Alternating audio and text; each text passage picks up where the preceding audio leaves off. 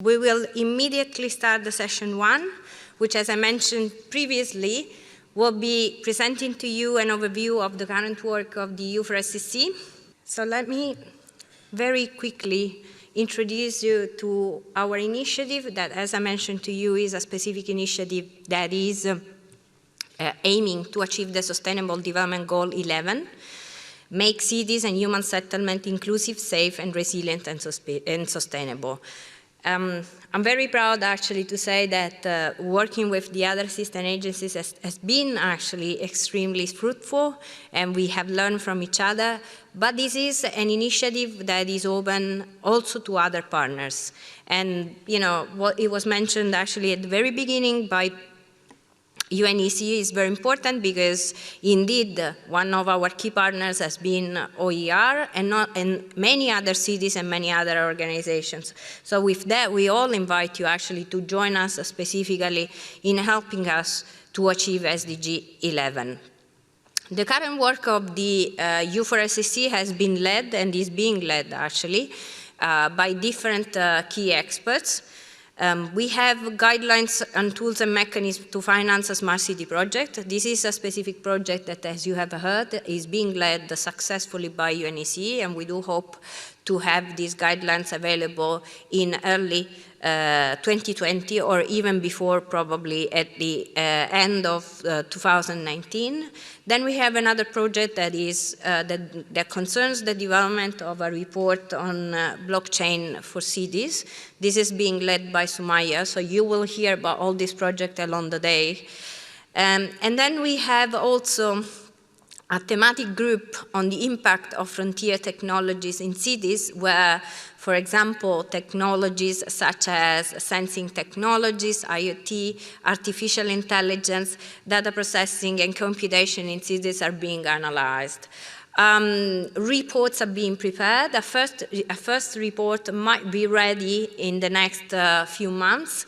Therefore, you know, you will hear a bit more from Thomas. And then we had also some publications that were already published and that are available for free. A first publication that is on connecting cities and communities with the Sustainable Development Goals, and specifically this is one of the key publications that we had developed at the very beginning.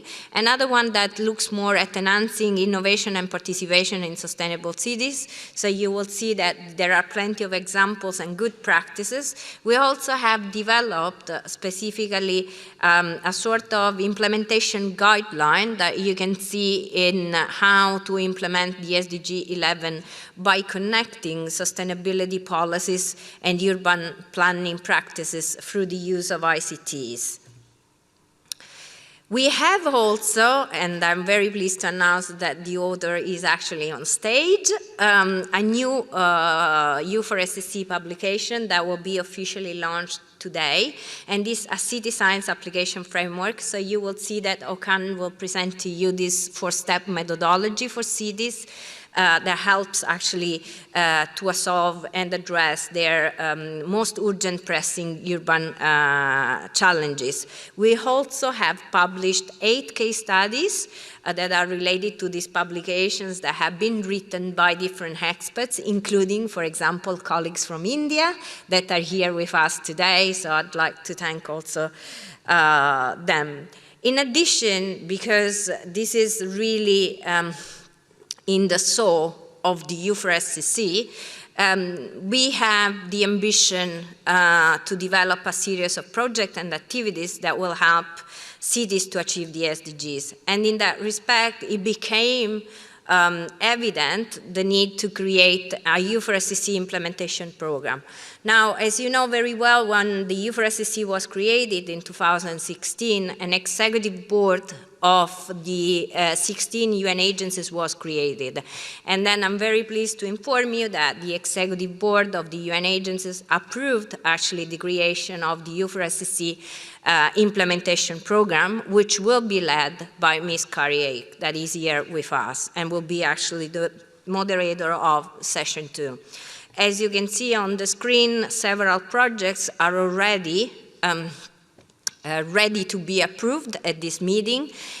Some of those projects have already started, and in a way they have been temporarily stopped, if I may use this word, just because they wanted to be part of the U4SSC implementation program. So after today, they'll be officially part of the U4SSC action plan, and they will report to the U4SSC meeting on the progress. And then we have an important project that is on the U4SSC key performance indicators for smart sustainable cities. Right now there are over 100 cities that are implementing these KPIs. As you have seen at the beginning of the week, we had 5 successful cities that they have been awarded, actually with a certificate, including Valencia. Last but not least, Valencia, because yesterday we had a very entertaining session where they presented a lot of their projects, and I think we have a lot to learn from them, and I want to really invite Valencia officially to share with us the projects that they are developing in Valencia, because most of those projects, from what I could certainly learn yesterday, are applicable worldwide, and they could set the pace also for other cities in order to become smarter and more sustainable. The U4SSC key performance indicators, they have been used by city as a policy tool to shape their future policies. These are a sort of diagnostic tool that is being used, so don't look at the KPIs as a sort of solution to your problem, but more like as when you go to the doctor and it does a scan and tells you where the problem is and how your body is reacting well or bad to the different urban challenges. So that's how the KPIs needs to be interpreted. And we are going even beyond, because as part of the terms of reference of the U4SSC in 2016, there has been the agreement to develop a U4SSC Smart Sustainable City Index. And in reality, there was a decision that before we had to do the KPIs, and we had to test the KPIs to get some feedback from the cities, learn also from our own mistakes, improve the KPIs, and then start building the index. That's what we have been doing, in particular in the last 2 years, and that's now the moment when basically we are going to start to work on the development of this index. And in that respect, I'm pleased to say that today, basically, we will launch the creation of a new thematic group on the index where you are all invited to participate. The leader of this thematic group is Dr. Barbara Combe, that unfortunately couldn't be with us today because she's in New York, but she'll be actually the host, together with the Austrian government, of the first meeting that will be held on the 13th of December in Vienna, in Austria. And you're all invited to join us in Vienna. And then last but not least, we are also working together to see how we can help cities to shape better policies. So the idea would be to develop a smart sustainable city measurement framework that would be based actually on the needs of each city, adopting a sort of plug-and-play approach. As you can see listed, there are some of the pillars. This is not an exhaustive list, and I must say even that there is really more an idea to discuss, because we do believe that certainly the minimum set of KPIs to be used to assess the smartness and sustainability of a city could be the U4SSC KPI, but then we need to look, for example, at what our colleagues at UN Habitat are doing in terms of the urban 2030 agenda, and see how the SDGs they can be addressed at the local level, and how cities can be assisted in that respect. We also realize that there is a need for cities to receive additional help when they want to know the level of smartness, but the focus is really only on smartness. So the idea would be for the city to select which pillar it feels that it is most needed.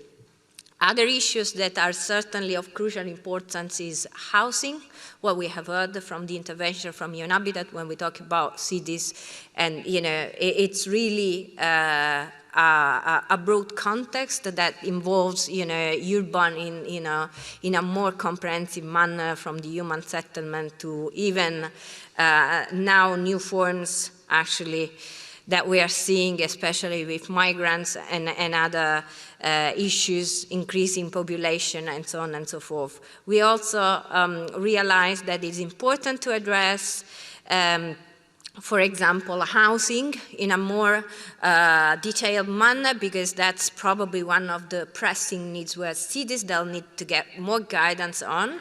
So we are aware, for example, that UNEC is working a lot on KPIs on housing, and that's where we probably will rely on. But saying that, as I said before, this is not really an exhaustive or final list. That's indeed probably part of the discussion that we are going to have in the next few weeks.